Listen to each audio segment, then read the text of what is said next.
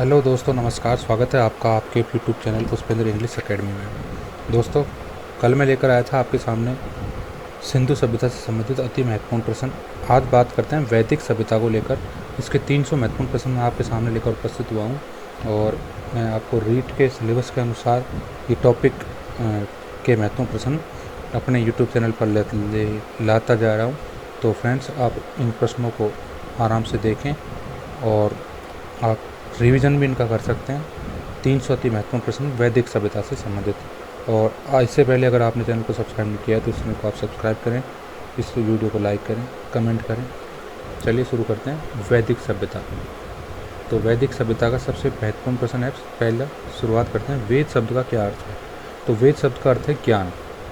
पहला प्रश्न है, वेद शब्द का क्या अर्थ है। वेद शब्द का अर्थ है ज्ञान। वेदों की संख्या कितनी है? 4 है। सबसे पुराना वेद कौन सा है? ऋग्वेद। नेक्स्ट प्रश्न की ओर बढ़ते हैं। ऋग्वेद के कितने मंडल हैं? 10। फ्रेंड्स, इससे पहले मैं आपको एक बात बता दूं, मेरे पास इतने साधन नहीं है कि जैसे कि मैं पीडीएफ को तरीके से आपके सामने उपस्थित करा सकूं। फ्रेंड्स, ये मैंने मेहनत करके लिखे हैं, ढूंढ के प्रश्न, और ये आप तक मैं उपस्थित हुआ हूँ लेकर। दोस्तों, कंटेंट को अच्छा दिखाने से कुछ नहीं होता, कंटेंट में दम होना चाहिए, तब वीडियो एक सफल वीडियो बनती है। तो वो ही मैंने इस वैदिक सभ्यता से संबंधित महत्वपूर्ण प्रश्नों को लिखा है और तब जाकर मैं आपके सामने लेकर उपस्थित हुआ हूँ। हालांकि मेरे पास वो तरीके नहीं है जिनसे मैं वीडियो को एक सुंदर बना सकूं, लेकिन फिर भी रही बात ज्ञान लेने की, तो ज्ञान आसानी से लिया जा सकता है इस वीडियो को देखकर। तो फ्रेंड्स, मैं आपसे आशा करता हूँ कि आपको ये वीडियो पसंद आएगा और आप इस चैनल को सब्सक्राइब करेंगे भविष्य में आने वाली वीडियो के लिए। चलिए शुरू करते हैं। प्रश्न था, ऋग्वेद के कितने मंडल हैं? ऋग्वेद के मंडल हैं 10। तो नेक्स्ट प्रश्न है, गायत्री मंत्र का उल्लेख किस वेद में मिलता है? तो इस मंत्र का उल्लेख मिलता है ऋग्वेद में। और गायत्री मंत्र देवी सवितरु को संबोधित करता है। किसको? गायत्री मंत्र देवी सवितरु को संबोधित करता है। ऋग्वेद के 3रे मंडल में गायत्री मंत्र का उल्लेख मिलता है। दोस्तों, एक ही प्रश्न से 3 प्रश्न बनाए। गायत्री मंत्र का उल्लेख किस वेद में? ऋग्वेद में। देवी सवितरु को संबोधित करता है गायत्री मंत्र, और ऋग्वेद के 3रे मंडल में गायत्री मंत्र का उल्लेख मिलता है। तो नेक्स्ट प्रश्न है आपका, ऋग्वेद में सबसे पवित्र नदी किसे माना गया है? ये किसे कहा गया है? सरस्वती। सबसे नया वेद कौन सा है? अथर्ववेद। वैदिक काल में राजा जनता से जो कर वसूला करता था उसे क्या कहते थे? उसको कहते थे बलि। सत्यमेव जयते कहाँ से लिया गया है? मुंडकोपनिषद से। मुंडकोपनिषद से। ऋग्वेद में किसका उल्लेख मिलता है? मंत्रों का। यानी कि ऋग्वेद में कुल ऋचा या मंत्रों की संख्या कितनी है? 10,600 मंत्र या ऋचाएं। बात करते हैं आगे। सामवेद में किसका उल्लेख मिलता है? संगीत का। भारतीय संस्कृति का जनक किस वेद को कहते हैं? सामवेद को।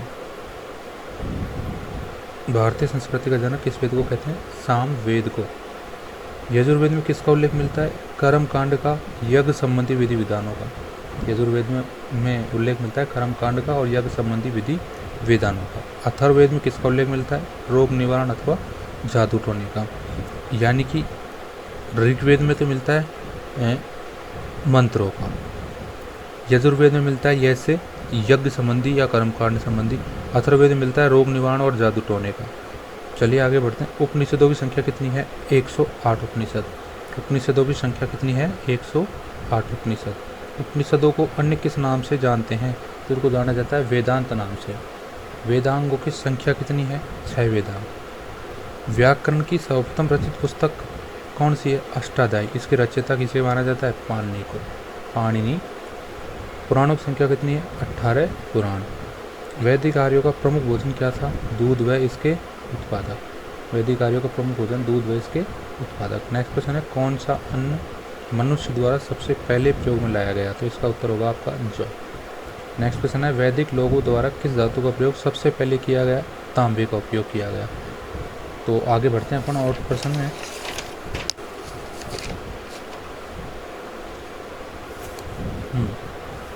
आर्य सभ्यता में मनुष्य के जीवन के आयु के अवरोही क्रमानुसार हैं। तो ब्रह्मचर्य, गृहस्थ, वानप्रस्थ और संन्यास। आगे बढ़ते हैं। आरंभिक वैदिक काल में वर्ण व्यवस्था आधारित थी व्यवसाय पर। यानी कि वर्ण व्यवस्था किस पर आधारित थी? व्यवसाय पर। आर्यों को एक जाति कहने वाला पहला यूरोपियन कौन था? मैक्स मुलर था। आर्यन जनजातियों की पराधीनतम बस्ती कहाँ है? इसको माना जाता है सप्त सिंधु। उपनिषद क्या है? हिंदू दर्शन का स्रोत माने जाते हैं उपनिषद। रामायण के रचयिता कौन थे? रामायण के रचयिता थे वाल्मीकि, यानी कि रामायण के 7 खंड माने जाते हैं। जो 7 खंड कौन से हैं? बालकांड, अयोध्याकांड, अरण्यकांड, किष्किंधाकांड, सुंदरकांड, लंकाकांड, युद्धकांड और उत्तरकांड। ये 7 का कांड है रामायण के, और इसके रचयिता वाल्मीकि जी। महाभारत के रचयिता कौन थे? वेद व्यास जी। अर्थशास्त्र के रचयिता कौन थे? कौटिल्य जी। कौटिल्य को अन्य किस नाम से जाना जाता है? विष्णुगुप्त अथवा चाणक्य के नाम से। विष्णुगुप्त अथवा चाणक्य के नाम से। मेघदूत के रचयिता कौन थे? कालिदास। मेघदूत के रचयिता थे कालिदास। कालिदास की प्रथम रचना थी ऋतु संहार। कालिदास की प्रथम रचना कौन सी थी? ऋतु संहार। ऋग्वेद के रचनाकार थे धन्वंतरि। यजुर्वेद के रचनाकार थे विश्वामित्र। दोस्तों, आप चारों जो वेद हैं आपके, इनके रचनाकारों को देख सकते हैं। ऋग्वेद के रचनाकार धन्वंतरि, यजुर्वेद के रचनाकार विश्वामित्र, सामवेद के रचनाकार भरत मुनि और अथर्ववेद के रचनाकार विश्वामित्र।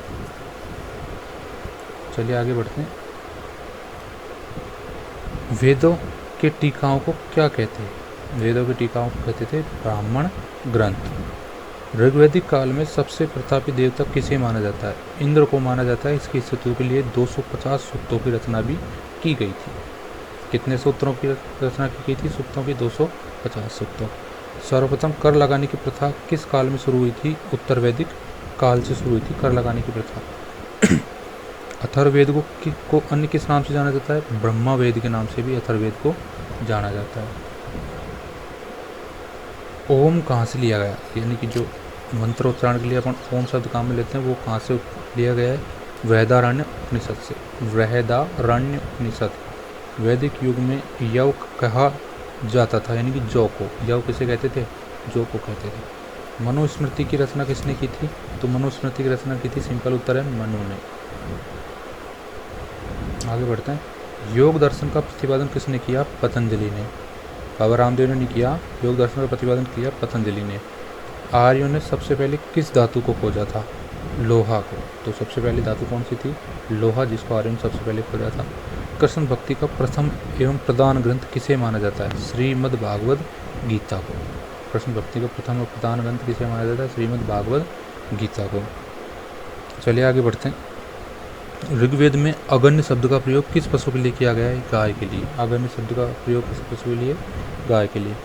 पूर्व वैदिक या ऋग्वैदिक संस्कृति काल कब का माना जाता है? तो समय पूछा है 1500 से 1000 ईसा पूर्व का। 1500 से 1000 ईसा पूर्व का। उत्तर वैदिक संस्कृति का काल कब का माना जाता है? 1100 से 600 ईसा पूर्व का।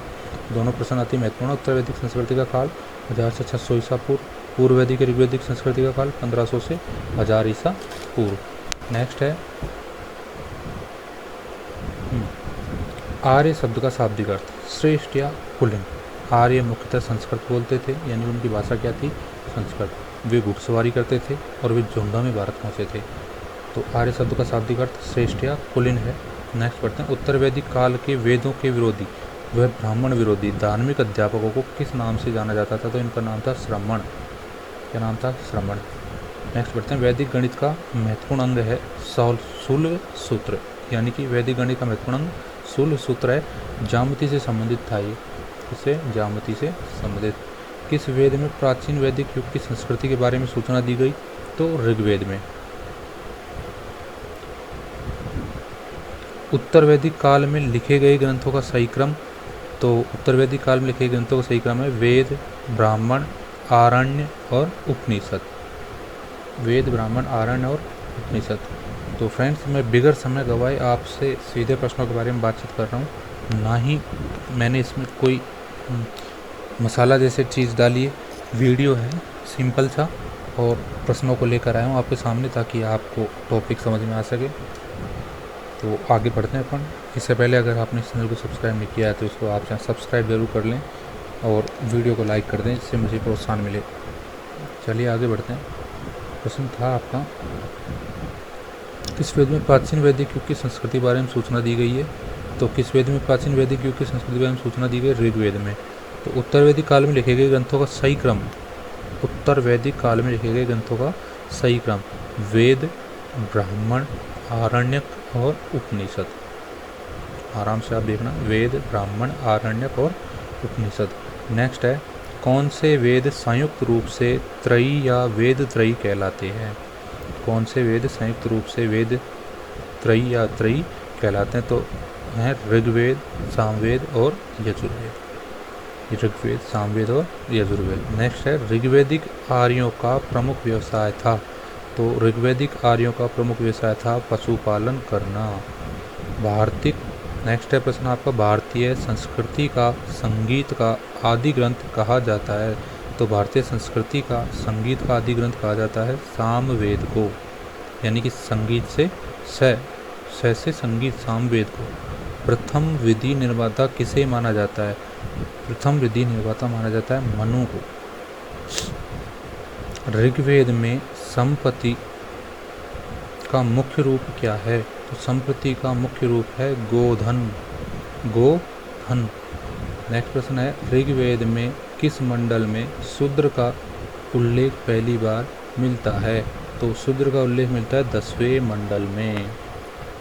नेक्स्ट प्रश्न है, वैदिक धर्म का मुख्य लक्षण किसकी उपासना करना थी? वैदिक धर्म का प्रमुख लक्षण किसकी उपासना करना था या थी?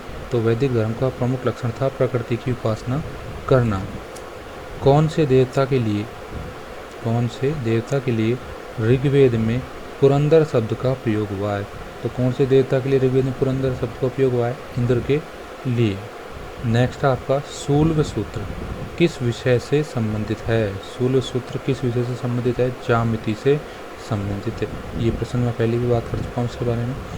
नेक्स्ट है आपका, अस्तो माँ सदगमय तमसो माँ ज्योतिर्गमय मंत्र कहाँ से लिया गया? तो ये मंत्र लिया गया उपनिषद से। नेक्स्ट बढ़ते हैं, आर्य भारत में बाहर से आए थे और सर्वप्रथम कहाँ बसे? तो पंजाब में बसे थे सबसे पहले। आर्य भारत में सबसे पहले बाहर से आकर कहाँ बसे? पंजाब में। नेक्स्ट होता है, वेदों को अपौरुषेय क्यों कहा गया है? क्योंकि वेदों की रचना देवताओं द्वारा की गई है, ये पुरुषों द्वारा इनकी रचना नहीं की गई, इसलिए अपौरुषेय कहा गया है। वैशेषिक दर्शन के प्रतिपादक हैं उलूक और कणद। वैशेषिक दर्शन प्रतिपादक हैं उलूक, कणद। नेक्स्ट आता है आपका, मीमांसा या पूर्व मीमांसा दर्शन के प्रतिपादक हैं, तो इसका उत्तर होगा जैमिनी। मीमांसा या पूर्व मीमांसा दर्शन प्रतिपादक, इसका उत्तर जैमिनी। वेदांत या उत्तर मीमांसा दर्शन के प्रतिपादक हैं, तो इसका उत्तर होगा बादरायण। वेदांत या उत्तर मीमांसा दर्शन के प्रतिपादक, इसका उत्तर होगा बादरायण। नेक्स्ट है, ऋग्वेद का कौन सा मंडल पूर्णत सोम को समर्पित है? तो ऋग्वेद का कौन सा मंडल पूर्णत सोम को समर्पित? 9वां मंडल।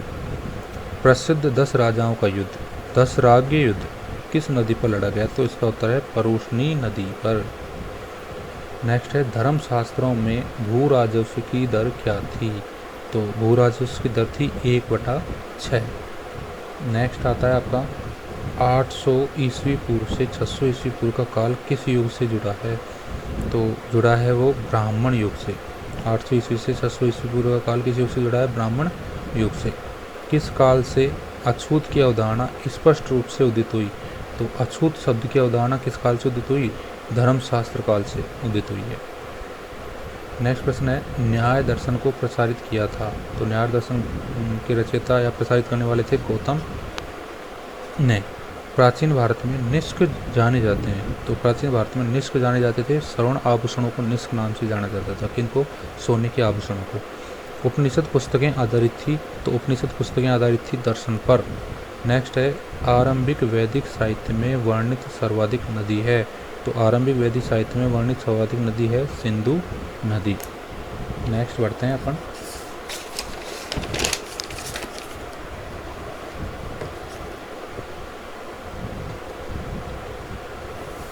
तो नेक्स्ट आता है आपका, उपनिषद काल के राजा अश्वपति शासक थे केकय के। उपनिषद काल के राजा अश्वपति शासक थे केकय के।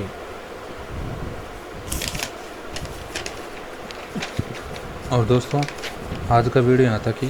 अभी प्रश्न और हैं वैदिक साहित्य से संबंधित, इसके बारे में हम बाद में बातचीत करेंगे। दूसरा मैं वीडियो लेकर आऊँगा आपके सामने। वैदिक साहित्य के बहुत सारे प्रश्न हैं, लगभग 300 मेरे पास। और आज तक ये वीडियो इतना ही। अगर आपको ये वीडियो पसंद आता है तो आप इस वीडियो को लाइक करें, इस चैनल को सब्सक्राइब करें। वीडियो देखने के लिए आपका बहुत बहुत धन्यवाद। मिलते हैं वैदिक काल के दूसरे पार्ट का। धन्यवाद।